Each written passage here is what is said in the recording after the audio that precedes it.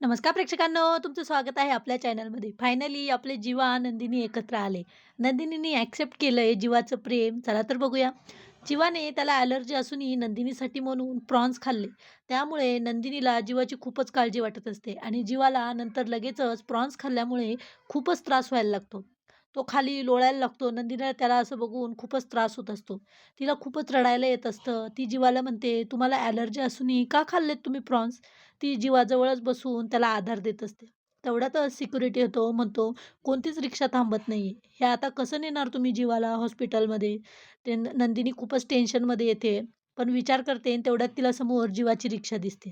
ती लगेचच सिक्युरिटीला म्हणते, "मी नेणार जीवाला हॉस्पिटलमध्ये आमच्या डार्लिंगने." ते ऐकून जीवाला तर आश्चर्याचा धक्काच बसतो आणि तो जीव नंदिनीकडेच बघतो. तर नंदिनी लगेचच तिचे डोळे पुसते आणि ती जीवाकडे बघून म्हणते, "आत्तापर्यंत जगाने पसारावाल्याचं प्रेम बघितलं. आता चकाचक बाईचा वेडेपणा बघणार." ती आणि सिक्युरिटी मिळून लगेचच जीवाला रिक्षात बसवतात आणि नंदिनी रिक्षा चालवून आता जीवाला हॉस्पिटलमध्ये नेणार.